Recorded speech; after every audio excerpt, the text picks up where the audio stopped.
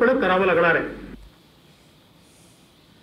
राज्य सरकारच्या अनागुंदी कारभाराचा फटका छोट्या शेतकऱ्यांना कसा बसतो याचं उत्तम उदाहरण म्हणजे स्वर्गीय भाऊसाहेब फुंडकर फळबाग लागवड योजना।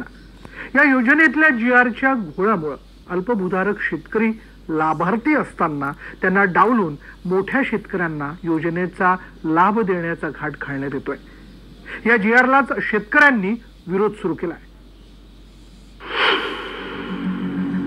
पीक आणि पशुधनाबरोबरच फळबागेच्या रूपाने शेतकऱ्यांना शाश्वत उत्पन्नाचा स्रोत उपलब्ध होण्यासाठी सरकार प्रयत्न करत आहे। यासाठी 20 जून 2018 रोजी स्वर्गीय भाऊसाहेब फुंडकर फळबाग लागवड योजना सुरू करण्यात आली आहे।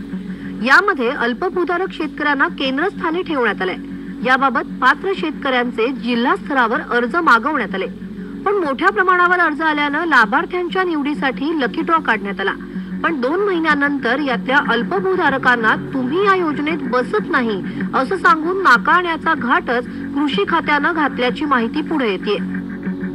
5 एकराच्या आतल्याला वगळण्यात येत आहे।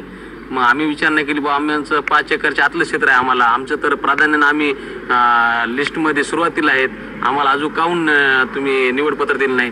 त्यांचं म्हणणं आलं की गाईडलाईन्स प्रमाणे तुम्हाला 5च्या आतल्या देता येत नाही, 5च्या वरच्यांची निवड सुरू आहे, म्हणून आम्ही इथं आलेले आहेत।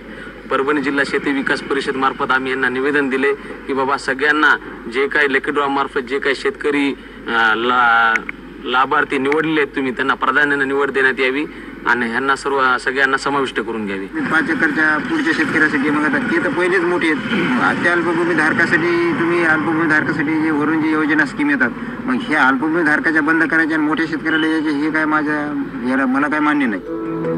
जेव्हा शेतकऱ्यांनी याबाबत कृषी अधिकाऱ्यांकडे तक्रार केली तेव्हा राज्य शासनानं काढलेल्या जीआर नुसार काही गोंधळ असून या जीआर मध्येच बदल करण्याची मागणी जिल्हा अधीक्षकांनी फलोत्पादन संचालकांकडे केली आहे। याबाबत त्यांच्याकडे विचारणा केली असता त्यांनी मात्र बोलण्यास नकार दिलाय। शेतकऱ्याचं उत्पन्न दुप्पट करू आणि शेतकऱ्याला 2022 पर्यंत त्याचं कसं आर्थिक उंचमान वाढेल, पण शेतकरी आर्थिक उत्पन्न वाढण्याच्या स्रोतांमध्ये फळबाग लाव वेगवेगळ्या योजनांची माहिती घेऊन लागवड करत असताना प्रशासन असा कुठेतरी अटाकणीपणा करतो की 5 एकरच्या वर शेतकऱ्यांना आम्ही देणार आणि बाकीच्या शेतकऱ्यांना देणार नाही। असं जर द्यायचं असेल तर त्यांनी आधीच शेतकऱ्यांना सांगायचं असतं की 5 एकरच्या शेतकऱ्यांनी अर्ज करावे, बाकीच्या शेतकऱ्यांनी अर्जच केले नसते। राज्य सरकार शेतकऱ्यांचं उत्पन्न 2022 पर्यंत दुप्पट करण्याच्या आणाभाका घेत आहे। मात्र साध्या सरळ योजना असताना त्यात नियमांचे वेगवेगळे आढावे टाकून लहान शेतकऱ्यांना मिळणाऱ्या लाभापासून वंचित ठेवण्याचं कामही करत असल्यानं खरंच शेतकऱ्यांचं उत्पन्न दुप्पट होईल का हाच मोठा प्रश्न आहे। पंकज क्षीरसागर, न्यूज 18 लोकमत, परभणी। आणि यानंतर अन्नदातामध्ये वेळ झाली का ब्रेकची।